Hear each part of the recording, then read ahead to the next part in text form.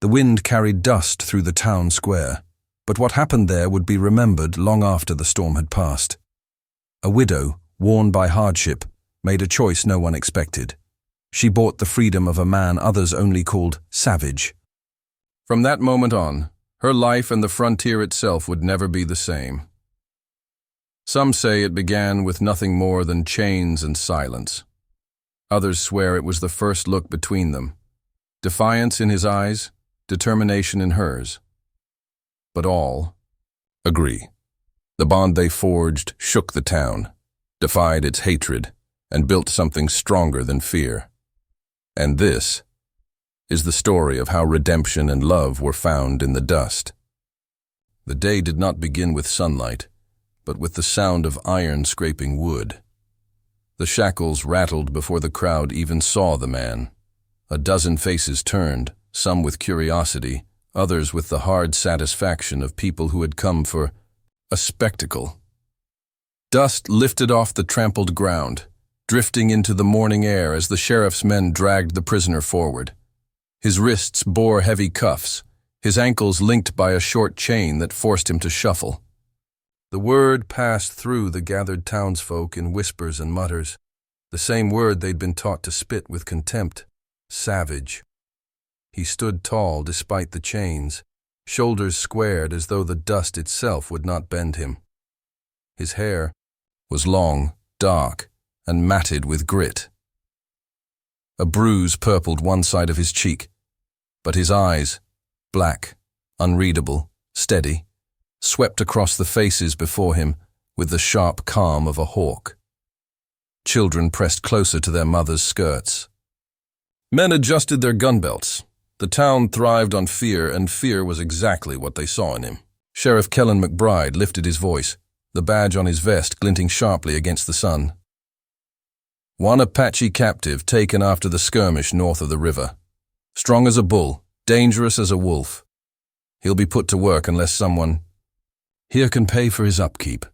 A ripple of laughter rolled through the crowd. They knew what this was, an auction dressed in the language of law. To them, he wasn't a man, but a problem to be traded, a body that could be put to labor. And standing at the edge of that crowd was a woman who had no business being there. Abigail Monroe, widow, 30 years of age, still wore her grief like a veil. Her husband's ranch had been a respectable spread once, but 2 years of drought, illness and loneliness had left it half barren and near broken. She should have been at home tending what little remained. She should have turned away like all the others. Instead, she stood in the shade of the saloon awning, her gloved hands gripping each other so tight her knuckles showed white. She hadn't come to buy. At least that's what she told herself. But when she heard the scrape of chains, when she saw the prisoner brought into the square, something in her chest shifted. He was beaten, but not bowed, despised, yet unbroken. A memory rose unbidden of her late husband, gasping in fever, clinging to dignity when the end was certain. The sight of this chained man struck the same chord of stubbornness, of spirit refusing to surrender. The bidding began. $2, shouted one man, a livery worker with shoulders like oxen. $3.50, barked another, a farmer, eager for cheap hands. $5, said a ranch foreman, spitting tobacco juice into the dirt. Each bid came with a chuckle, as though they weren't discussing a human life, but a mule to be yoked.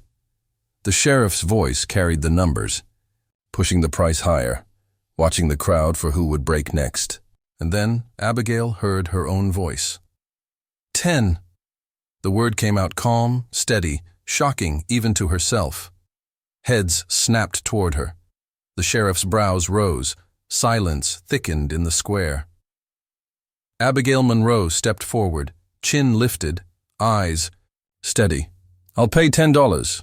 The crowd erupted, half laughter, half outrage. "A widow," someone sneered. "She's lost her wits." Others muttered darker words. "Sleeping with the enemy." "Mark her down as no better than him." But she didn't flinch. She met the sheriff's eyes, her hand already reaching into the worn leather purse she had brought. The sheriff hesitated, looking from her to the crowd, then back to the prisoner. Finally, he nodded. "Sold." $10.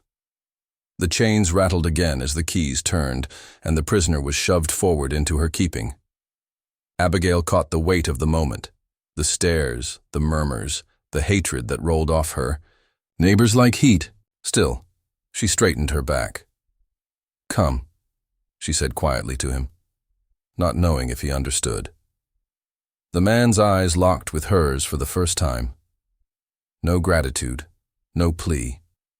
Just that same steady calm, a dignity that refused to break even, under humiliation. She wondered if he thought her a fool or worse, another captor. The sheriff leaned close as she counted out her coins.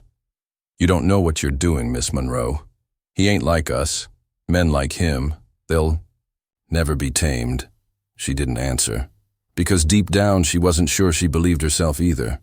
When she led the shackled man away from the jeering crowd, she could feel the weight of every gaze boring into her back. Her neighbors had judged her guilty of something they couldn't even name.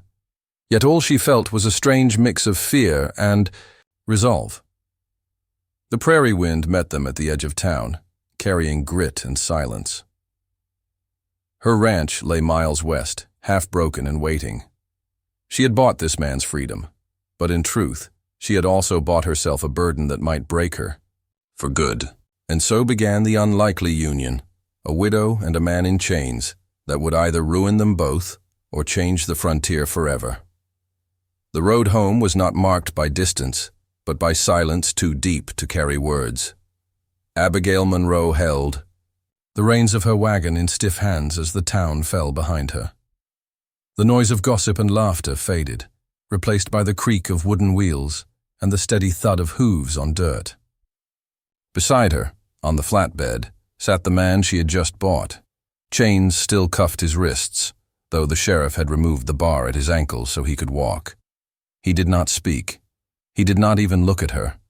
He sat like a carved figure, his gaze fixed on the horizon, as though she did not exist. The wind whipped her bonnet strings against her cheek. She cleared her throat once, twice, tempted to speak. But what could she say? How did one talk to a man dragged from battlefields, humiliated before strangers, and sold like an ox? She was not certain he spoke English. She was not certain, if he did, he would waste a word on her. The trail grew rougher, the wagon bouncing in shallow ruts. Abigail stole glances at him. His shoulders bore scars she could see even beneath. The torn shirt, old wounds layered over fresh ones.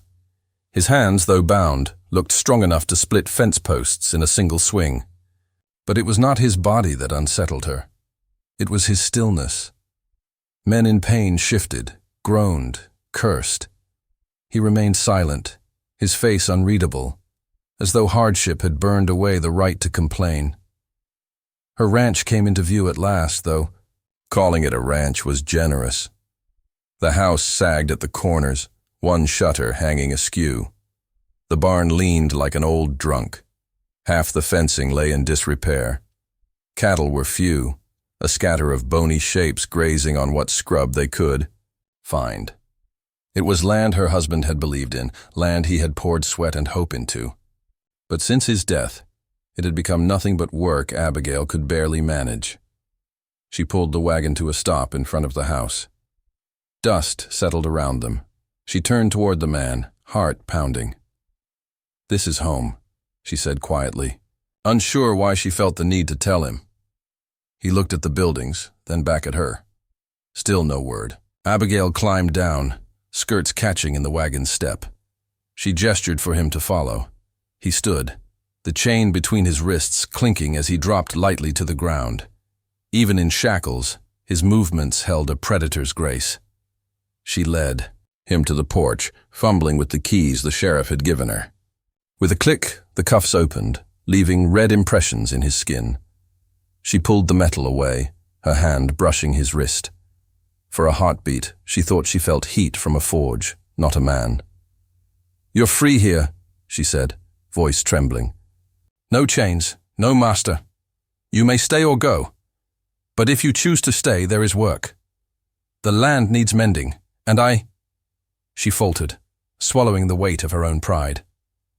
I cannot do it alone. His eyes fixed on her, sharp and unwavering. For the first time, she felt the weight of his gaze like a touch. He said nothing but bent slowly, picked up the discarded shackles, and set them carefully on the porch rail. Then, without a word, he walked toward the corral. Abigail let out the breath she hadn't realized she was holding. The hours that followed felt strange, like a dream unfolding. He did not enter the house, but he walked the ranch with the same deliberate calm she had seen in town. He examined the fences, ran his hands across the rotted beams of the barn, and tested the sagging posts. He spoke no word, yet his presence filled the silence with intent. Where Abigail saw ruins, he seemed to be measuring possibility. That evening she brought water to the pump and set out bread and beans on the porch table. He came, washed his hands and sat across from her. He did not bow his head for grace, nor did he touch the food until she did. When he finally lifted the tin plate, he ate in silence, movements precise and unhurried. "Do you have a name?" she asked at last. His eyes lifted, dark and steady. Then, in a low voice rough with disuse, he spoke a single word. "Talon." The sound startled her. Not only because he spoke, but because the name carried weight, like something carved from stone. She nodded once. "Talon, then. I'm Abigail." Gave no reply, but something softened in the lines of his face. Not acceptance, not trust, but acknowledgement. A beginning, perhaps. Night fell heavily. Coyotes cried far off in the hills. Abigail lay awake on her narrow bed, staring at the cracked ceiling, heart racing. She had brought a stranger into her home, a man her neighbors would call an enemy. She had risked her reputation, her safety, perhaps her very life. And yet, as sleep crept over her, she could not shake the image of his eyes. Steady, unbroken, carrying a strength she had not felt near her in years, strength her ranch, her spirit, and her heart desperately needed. The gossip traveled faster than the wind, carrying poison from porch to porch. By the next morning, half the town already knew. Abigail Monroe had brought home the chained prisoner, not as a hand for the sheriff, not as a trade, but as her own. Coffee cups clattered in kitchens, voices hissed in mercantiles, and the church bell on Sunday rang to a congregation swollen with curiosity. Abigail felt their eyes before she saw them. She came into town only to buy flour and kerosene, her bonnet pulled low, but whispers rose like swarms of flies wherever she walked. Fool woman. She's keeping a savage on her land. Mark my words, she'll regret it. Children pointed. Men shook their heads. Women pursed their lips, as if Abigail had carried scandal in her skirts. She paid for her goods quickly and left, holding her chin high, though her chest burned. Back at the ranch, the silence was different. It was not the gossiping hum of town. It was the weight of two people learning how to share the same air. Talon worked without command. At dawn, he carried the broken fence posts to the barn. By midday, he had split logs with the axe that Abigail's husband once wielded. His strength seemed endless, but it was not brute labor alone. He mended with precision, building angles and braces with care, as though the ranch were not a ruin, but a puzzle waiting to be solved. Abigail kept her distance at first, watching from the porch. She brought him water, bread, beans, but little else. Words seemed too fragile, too breakable. She had bought his freedom, but she had not earned his trust. Still, small gestures crept between them. One evening, he repaired the loose shutter on her house without being asked. Another morning, he left a stack of kindling by her stove, split neat and ready. He spoke little, yet his presence turned the silence into something new, not emptiness, but steadiness. The town, however, did not see it so. One afternoon, Sheriff McBride rode out, his horse kicking dust at the gate. He swung down with the slow swagger of a man who wanted to be seen. "Afternoon, Miss Monroe." His eyes drifted past her shoulder, catching the figure in the barn. "I hear you've taken yourself a partner." Abigail's spine stiffened. "He works here, that is all." The sheriff chuckled, but it carried no humor. "A man like that doesn't work for long without asking the price in other ways." His gaze lingered heavy, suggestive. "I could take him back. Call it dereliction of duty. Safer for you." Talon appeared then, stepping into the doorway, shirt damp with sweat, axe in hand. He didn't raise it, didn't move closer, but the quiet weight of him made the sheriff's words die in his throat. The two men locked eyes, and for a moment, the air itself seemed to hold its breath. McBride broke it first, turning back to Abigail with a thin smile. "Suit yourself, but mark me. When trouble comes, it'll come for you first." When he rode away, the dust hung long after, as though reluctant to leave. Abigail stood trembling, though she forced herself to breathe steadily. She looked at Talon, unsure what to say. He gave no sign of anger, only turned back to his work as though the encounter were nothing. Yet she saw it, the way his grip tightened on the axe, the shadow that crossed his gaze. That evening, as the sun bled across the horizon, Abigail brought him supper. "They will not stop," she said softly. "They think me foolish. They think you dangerous." Talon looked at her then, truly looked. His voice came low, steady. "They fear what they do not know." It was more than he had spoken since she'd brought him home. His words carried weight, not complaint, not plea, only truth. Abigail nodded, the tension in her shoulders easing, if only slightly. But the town's fear was not idle. Within days, rumors thickened into threats.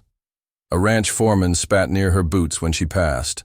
A shopkeeper charged her double. One night a rock sailed through her window, shattering glass across her kitchen floor. Abigail swept it up in silence, jaw set, refusing to give her neighbors the satisfaction of seeing her break. Yet when she glanced out into the dark, she saw Talon standing near the fence, a rifle slung across his shoulder, watching the night as if expecting wolves. And for the first time since her husband's death, she did not feel alone. Still, the unease grew. Each day was a mixture of labor and hostility, small victories on the ranch shadowed by the knowledge that beyond her fences, hatred waited. One evening, as they sat by the fire, Abigail found herself asking, "Why did you not leave?"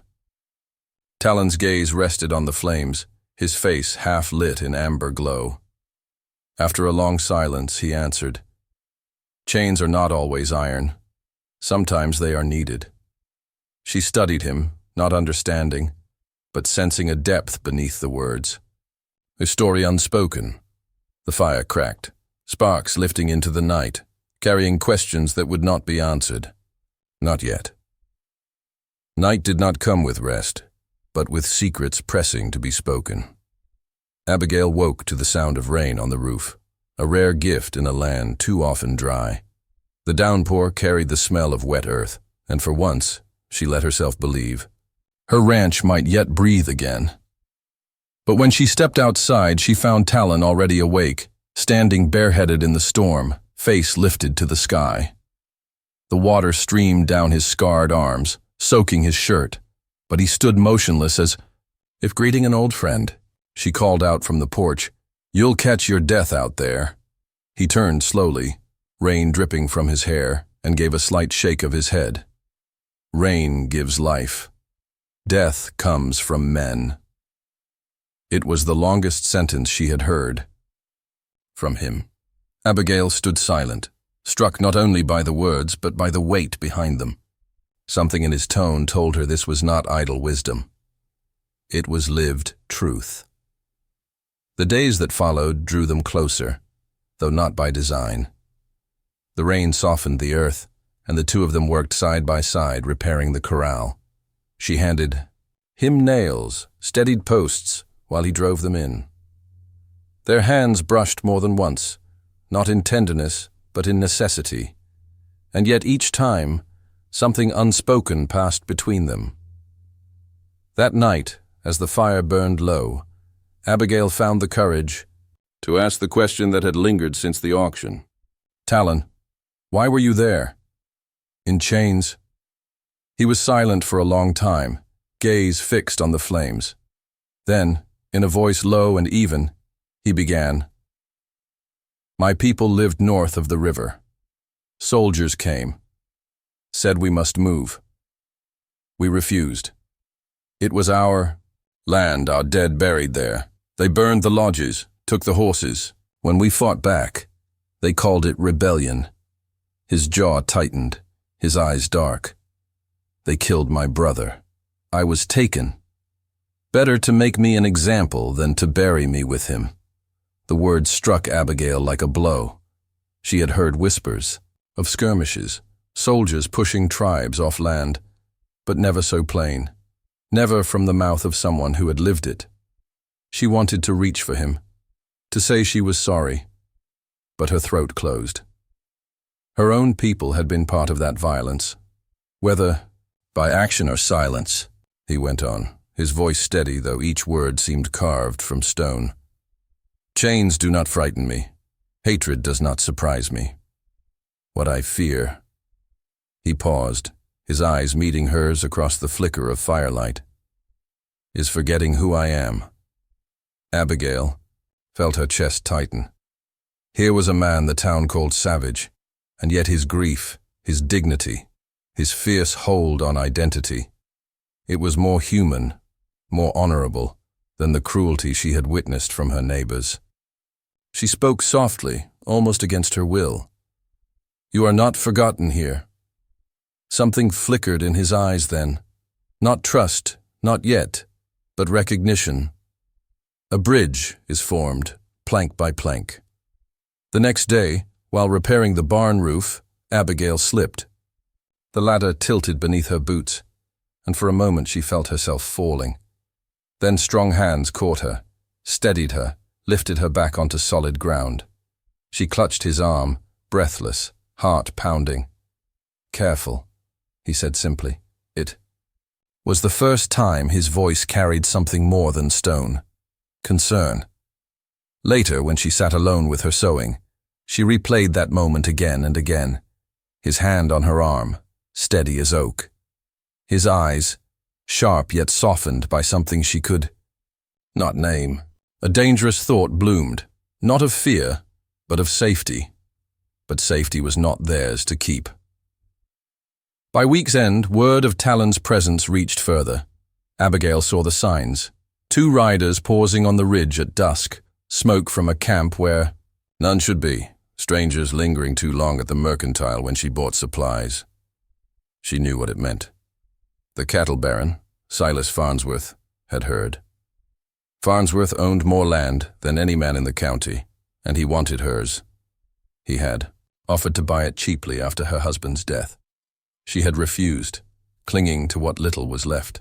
Now he had reason to press harder. A widow sheltering an enemy was an easy target. That night, she found Talon sitting near the corral, sharpening a blade by lantern light. His expression was unreadable, but his posture was tense, alert. "They're watching us," she whispered. "I know," he said. Her breath caught. "What will we do?" He looked at her, eyes steady as stone. "We endure, until we cannot. Then we fight." The words should have chilled her. Instead, they filled her with a strange, dangerous comfort. For the first time in years, she felt that if the storm came, she would not face it alone. And in that quiet, beneath the weight of rain-soaked earth and the rising shadow of Farnsworth's greed, Abigail realized the bond between them was no longer circumstance. It was a choice. Fragile, unspoken, but real. The trouble did not arrive with gunfire, but with men who smiled as they threatened. By late summer, Farnsworth made his move. It began with a polite letter delivered by a hired rider, the kind written in stiff legal ink that dripped with condescension. Your claim on the property cannot stand under the strain of debt and neglect. Better to sell while you can." Abigail tore it in half without answering. But the message was clear. He would not let her ranch stand, not with her, and certainly not with Talon. Days later, 2 men rode up the lane, dressed in clean shirts and well-oiled boots. They tipped their hats as though calling on a lady, but their eyes carried something harder. "Afternoon, Mrs. Monroe," the taller one drawled. "Mighty fine place you've got here, though it's running thin." His gaze shifted toward the barn, where Talon split fence rails with steady blows of the axe. "Shame you're letting that sort linger around." Abigail folded her arms. "This is my land, my business." The second man smirked. "Land's only yours, as long as Farnsworth doesn't buy it out from under you.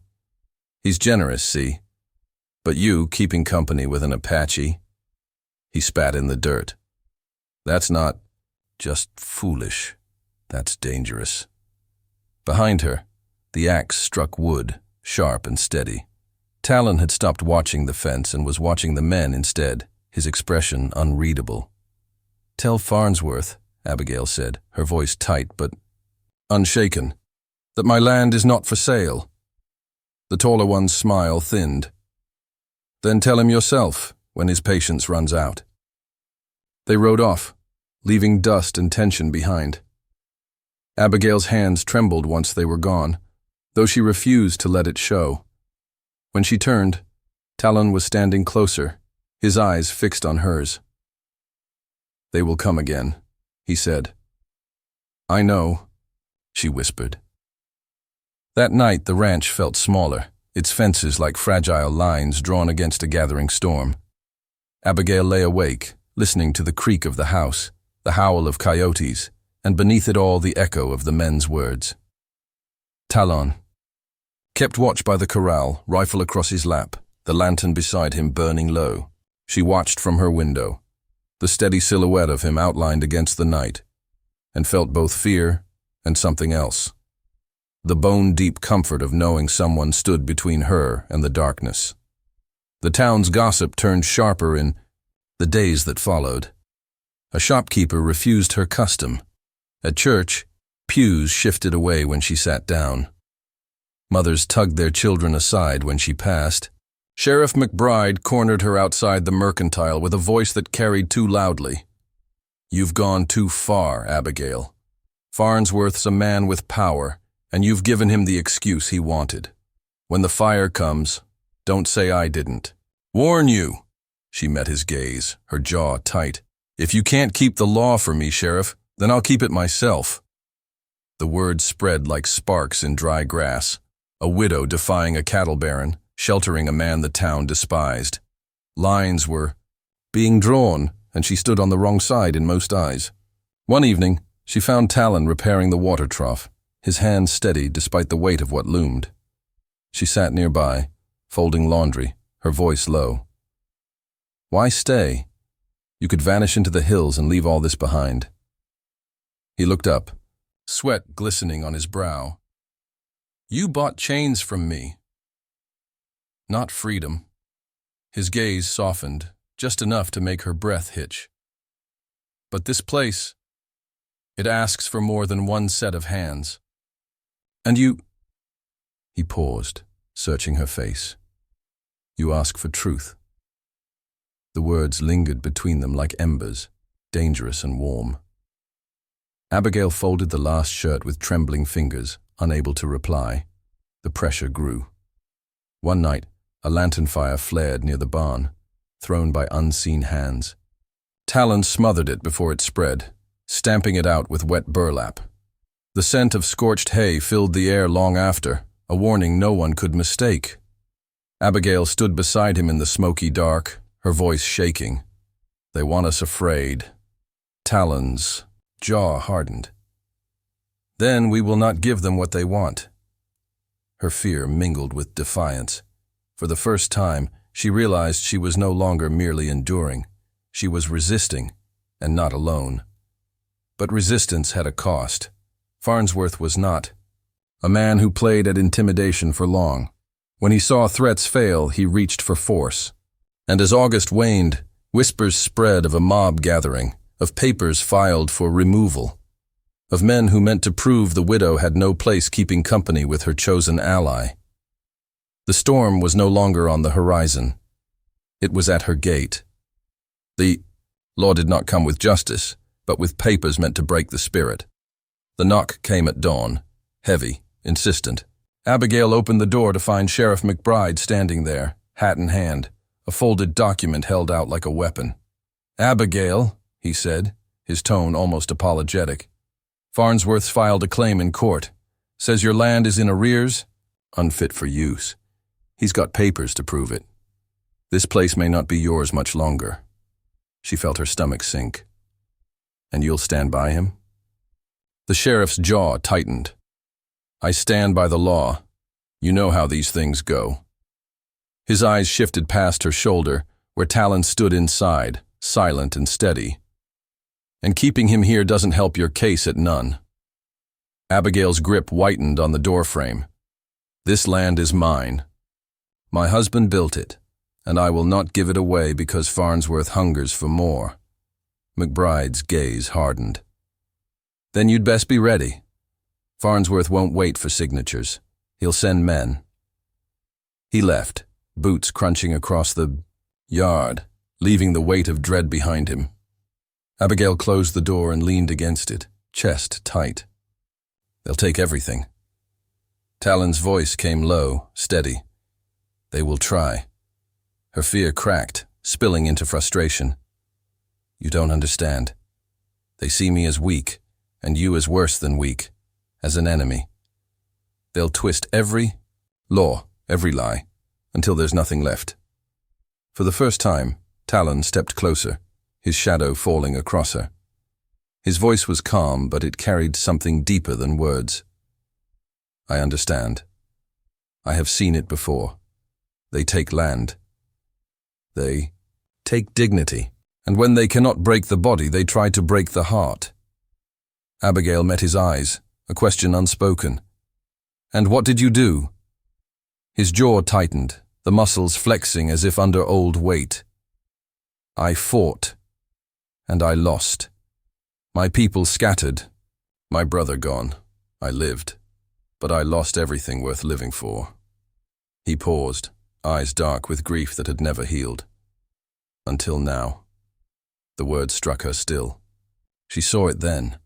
Not just the strength in his arms, the defiance in his gaze, but the wound he carried, deep and unyielding. And somehow, in the quiet between them, she felt his survival thread twining with her own. The bond between them was no longer silent, it was a confession. That afternoon, trouble arrived. Riders gathered at her gate, not just 2 or 3, but nearly a dozen, rough men with guns at their sides and confidence in their numbers. Farnsworth was not among them, but his foreman, Harlan Pike, led the pack. He was a broad man with a mean smile, the kind who believed cruelty was the same as strength. "Afternoon, widow," Pike called, tipping his hat mockingly. "We've come to see about that land dispute. You know how it is. Man like Farnsworth keeps the county running. Best you hand over the deed before things get unpleasant." Abigail stood on the porch, hands trembling at her sides. She wanted to retreat, to shut the door, but her voice rose clear instead. "This land is mine. I will not sell." The men laughed. Pike sneered. "A woman's word doesn't weigh much in these parts. And keeping Redskin company? That's near enough." "To treason. Maybe we ought to settle this right now." Behind her, the screen door creaked. Talon stepped onto the porch, rifle in hand, his face carved from stone. He did not raise the weapon, but he held it as one who knew its weight and use. His presence was enough to quiet the laughter, though Pike's sneer deepened. "You think 1 man can stand against 12? Pike spat. Talon's voice cut through the tension like steel. "1 man can stand, but if he falls, the first to bleed will be you." The words hung heavy, and for a moment no one moved. Pike's hand twitched toward his holster, but something in Talon's eyes, calm, steady, unshaken, held him still. Finally, Pike barked a laugh, though it rang hollow. "We'll be back, widow. Asterisk. And when we come, it won't be for talk, they." Riders wheeled their horses, dust rising in their wake. Abigail's heart thundered as the last of them disappeared down the trail. Silence fell, broken only by the creak of the windmill turning slowly.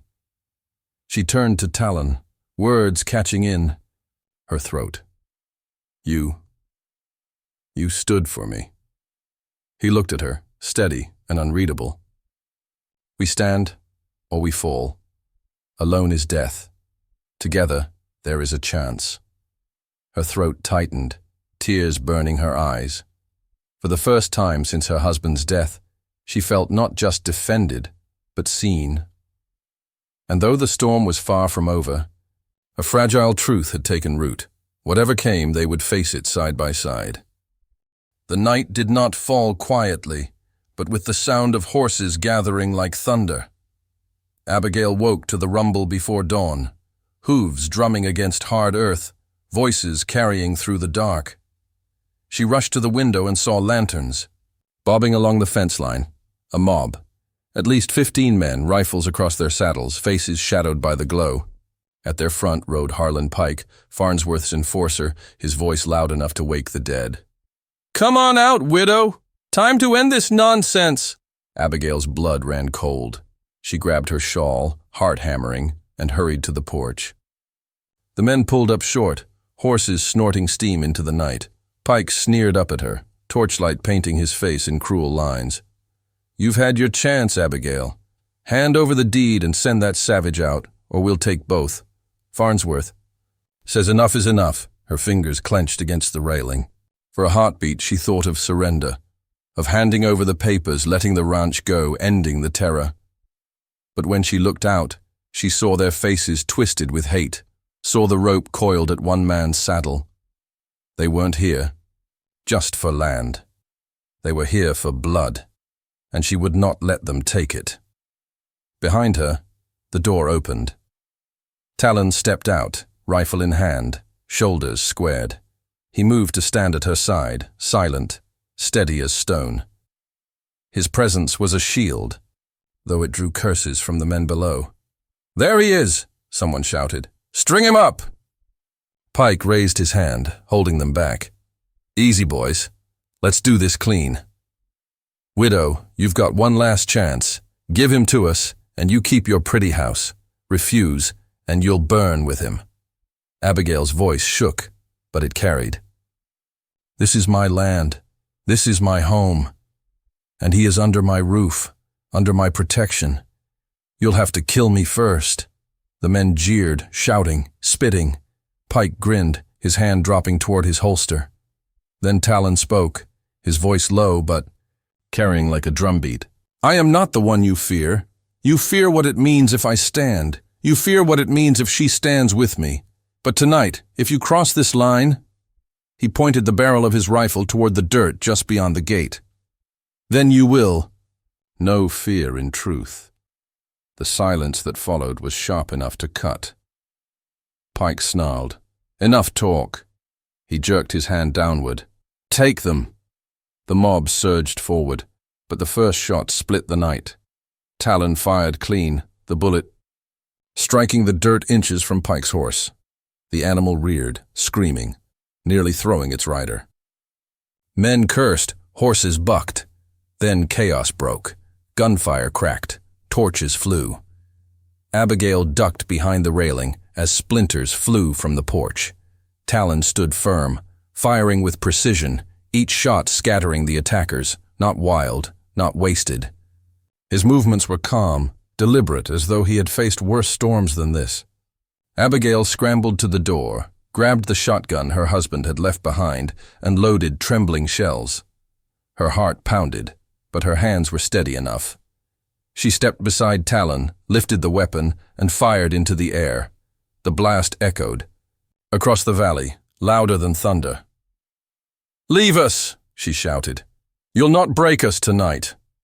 The men wavered, some pulled back, muttering, but Pike pressed forward, rage twisting his face. He drew his revolver and leveled it at Abigail. Time slowed. She saw the flash of steel, the narrowing of his eyes. Then Talon moved. He dropped his rifle, stepped into Pike's line of fire, and in a single breath closed the distance. His fist struck like iron, knocking the revolver from Pike's hand. They grappled in the dirt, Pike cursing, clawing, but Talon's strength was unyielding. The mob froze, uncertain, watching their leader being dragged down. Abigail held her shotgun, firm, her eyes fierce, daring anyone to move. Pike struggled, reaching for his belt knife, but Talon wrenched it free and hurled it into the dirt. His voice roared across the night, a sound that seemed to come from the earth itself. "No more!" The men shrank back. The torches wavered. Fear spread through them like sickness. Without Pike's control, their courage faltered. One by one, reins jerked, horses turned. In moments, the mob scattered, riding hard into the dark, leaving only dust and silence behind. Talon released, Pike shoving him into the dirt. The man crawled backward, eyes wide, face pale. For the first time, Abigail saw fear break through his cruelty. He stumbled to his horse, mounted clumsily, and fled after the others. Silence fell, broken only by the creak of the porch and the ragged sound of Abigail's breathing. She lowered her shotgun, hands trembling now that the danger had passed. Talon stood still, chest heaving, eyes on the horizon where the mob had vanished. Then, slowly, he turned to her. Their eyes met, and in the firelight of scattered torches, something unspoken bound them. Not just survival, but belonging. The key. Storm had come, and together they had stood against it. The dawn did not bring peace, but the weight of what had been won. Smoke still hung in the air when the sun rose, thin wisps drifting over the battered fence and churned earth where the mob had gathered. The ranch stood, scarred but unbroken. Abigail stepped onto the porch, shotgun still in her hands, though her arms ached from holding it all night. Her eyes burned from lack of sleep, yet her spirit felt steadier than it had in years. Talon was already awake, though she doubted he had slept. He moved across the yard, gathering dropped torches, stamping out embers before they could spread. His shirt was torn, dust and blood streaking his skin, but his movements were calm, measured. He carried no pride in victory, only the necessity of survival. When he finally turned toward her, Abigail felt her throat tighten. Words pressed at her lips, but none seemed enough. At last, she managed, "If not for you, they would have taken everything." Talon's eyes held hers, steady as always. "If not for you, they would have taken me before this land." The silence stretched, not heavy now, but filled with something tender and dangerous. Abigail felt it, the truth neither of them could deny. Their survival had bound them, but it was more than that. Side by side, they had found not just strength, but belonging. Later that morning, word spread as quickly as wildfire. The mob had failed. Farnsworth's men had ridden off bloodied and beaten. The town could whisper all it wanted, but it could not deny what had happened. A widow and the man they called Savage had stood against power and hatred, and won. Children who once hid now stared wide-eyed when Abigail passed. Some of the townsfolk avoided her altogether. Yet others quietly tipped their hats, as if respect had bloomed where judgment once grew. In the days that followed, the ranch seemed to breathe again. Rain filled the cisterns, the repaired fences held, and cattle grazed on land that no longer felt forsaken. Talon worked without being asked, repairing the barn roof, mending harness straps, steadying the rhythm of a place that had been broken. But it was not only the land that healed. One evening, as Abigail cleared the supper dishes, she heard the sound of laughter, a rare, startling sound. She stepped outside to find Talon sitting near the corral. carving a piece of wood with his knife. A neighbor's boy had wandered up, curious, and Talon handed him the figure of a small horse. The child's eyes lit up, and he ran off to show his mother. Talon watched him go, the faintest curve at the corner of his mouth. Abigail felt her heart swell. He was not the man the town feared. He was more. That night, by the fire, she found herself speaking softly, almost as if to herself. I thought I'd lost everything. My husband, my home, my place in the world. But you. She looked at him, her voice trembling. You've given it back. Talon set down his knife. For a long moment he said nothing. Then, with quiet certainty, he answered, and you have given me what I thought I would never find again. A home. The words hung in the firelit room, binding them more surely than any vow. As autumn came, their bond became the heart of whispered stories across the county. Some called it a scandal, others called it salvation, but to Abigail and Talon, it was neither.